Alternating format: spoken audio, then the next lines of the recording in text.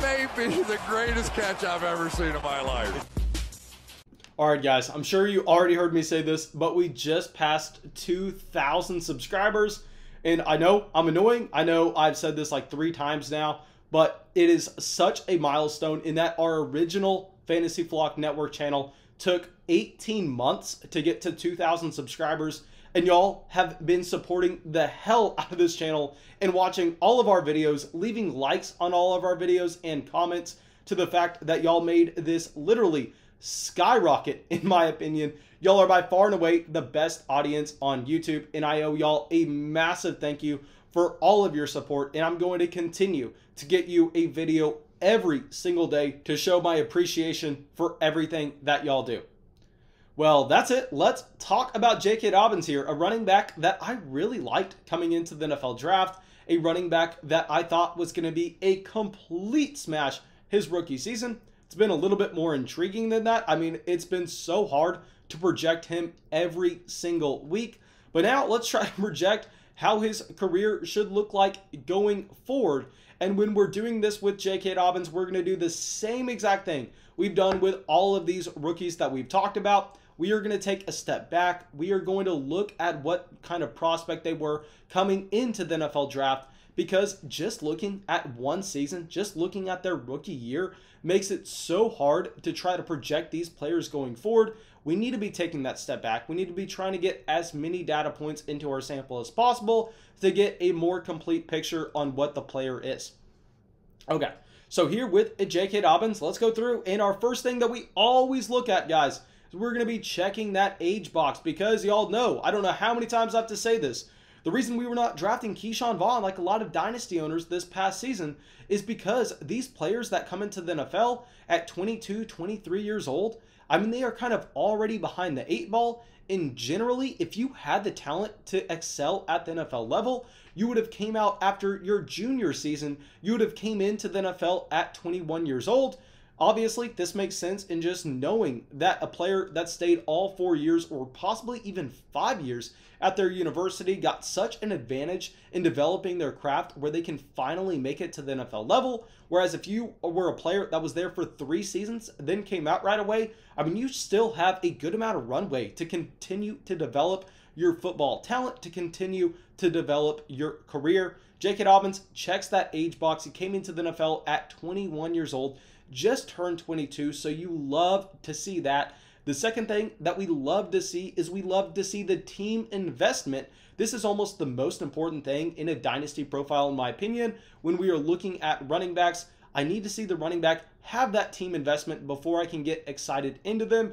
And with J.K. Dobbins, he has that, being selected with the 23rd pick in the 2nd round of the 2020 NFL Draft. The one box that he does not check is the size. I mean, yes, he was a workhorse at college, but he only came into the NFL Combine at 5'10", 209 pounds. This puts him in the 46th percentile for BMI. And honestly, it's a little bit more concerning as well, knowing that he did not test at the NFL Combine. So just knowing what his agent was telling him, knowing what would be best for his NFL draft stock, I mean, I guarantee you that 209 pounds had a decent amount of water weight as well, where when you're actually competing in the NFL Combine, when you're having to run the 40, when you're having to do the drills, you're not allowed to pretty much put on 7-8 pounds of water because it's going to negatively affect you elsewhere. Whereas J.K. Dobbins was suffering an injury, so he was not competing anyway. So he could have put on that water weight. Don't know if he did, but it's something that we have to keep in mind as well.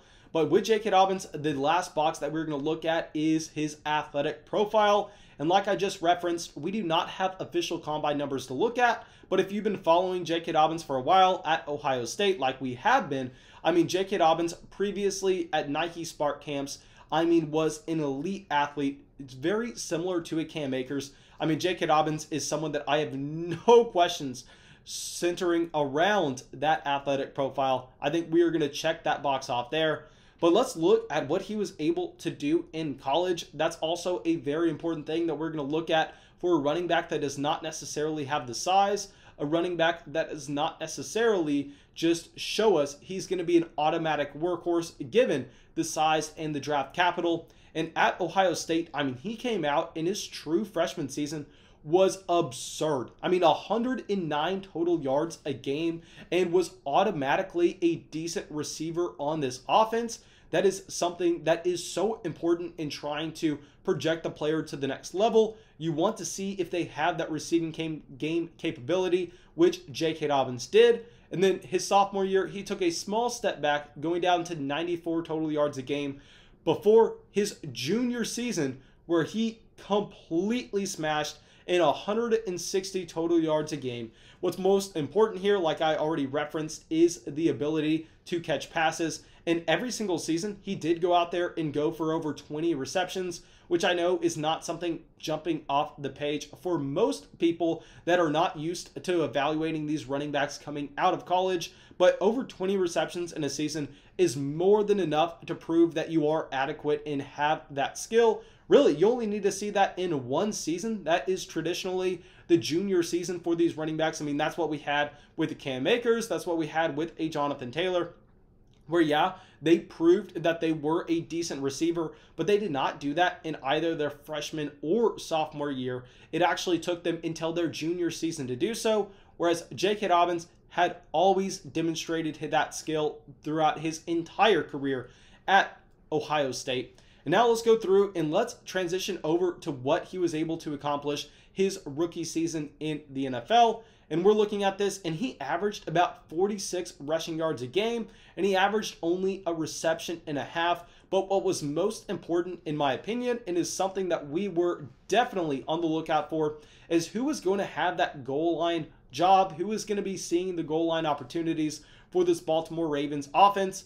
And while, yes, some players like a Mark Ingram, like a Gus Edwards, they got occasional shots at the goal line, most of the time, though, it was J.K. Dobbins. Most of the time, if they were within the 5-yard line, despite him being a little bit smaller, they had J.K. Dobbins on the field, which is so important for his future fantasy value. And with his receiving game usage in this offense, I'll say that, yeah, I mean, it was encouraging seeing that he was definitely the receiving option over a Mark Ingram and a Gus Edwards. This is what we projected for him coming into the NFL. But honestly, I think that this is where I got J.K. Dobbins wrong. This is where I put a top 5 ceiling on him, and I do not think that's in his range of outcomes, just because with Lamar Jackson, we know with that play style of the running quarterback, really the last thing he's going to look to do is check the ball down to J.K. Dobbins 6 times a game. I mean, he's not Drew Brees. He's not going to be looking at Alvin Kamara like that. He's not Justin Herbert or Phillip Rivers. He's not going to be continuing to check the ball down out of the backfield. We saw very quickly with Lamar Jackson this season. I mean, if his first read was not there, he was really just looking to tuck the ball down and run, and he is great at it. So you can't knock the fact, but it is going to end up hurting J.K. Dobbins and his overall ceiling in this offense if Dobbins cannot see 4 receptions a game. But let's look at what he was actually able to do in 2020 in his fantasy finishes, and let's divide this into 2 different sections. Obviously, he was a very poor running back on the entire season. If you look at points per game numbers, he was the running back 37 on the season in points per game. So a high-end running back 4, low-end running back 3. But if we break this down in between before the bye as well as after his bye week, before the bye week, he was running back 49. So a high-end running back 5, low-end running back 4. After the bye week, he was running back 27. So a high-end running back 3, low-end running back 2. And going forward in 2021, I think that we can confidently project J.K. Dobbins to be a mid-running back 2 at the very minimum, given the fact that Mark Ingram at this point has no role on this team. Mark Ingram will not be with the Baltimore Ravens in 2021. I can confidently say that. And also, Gus Edwards only has 1 year left on his deal for the Baltimore Ravens. Now, here is where it gets intriguing. I mean, with Gus Edwards, he was a very serviceable player for the Baltimore Ravens. Clearly, I think that this coaching staff wants to run a running back by committee rather than just hyper-focusing in on J.K. Dobbins and giving him an Ezekiel Elliott type workload.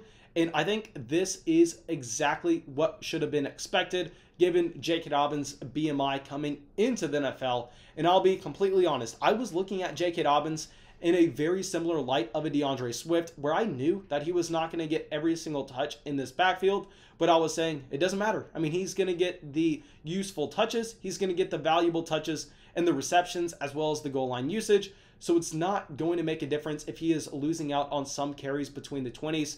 But like I said, what I overlooked is the fact that there are just not going to be that many running back receptions to go around.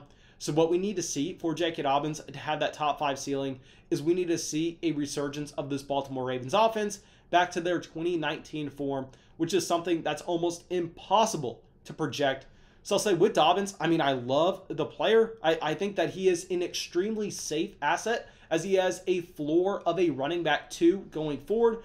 But I don't know if he has the same type of ceiling as someone like a DeAndre Swift, as DeAndre Swift should have significantly more targets than him. I don't know if he has the same type of ceiling as a Jonathan Taylor, who should be out-touching him drastically in the Indianapolis Colts offense. I don't know if he has the same ceiling of a Clyde Edwards-Helaire. I mean, so the problem with J.K. Dobbins is, I think, yes, fantastic running back. Yes, he can do it all. But I don't know if there are just enough targets coming out of that backfield for J.K. Dobbins to have a massive, massive league-winning season, unless we see the Baltimore Ravens yet again be the top offense in the entire NFL. All right. Now, thank you guys. I really hope y'all enjoyed this video. I really hope y'all got something from it. As always, if y'all did, go down there, drop that like, leave that comment, subscribe to the channel. It really, really helps us out. And yeah, that's all I got. I hope I'll see y'all with the video tomorrow.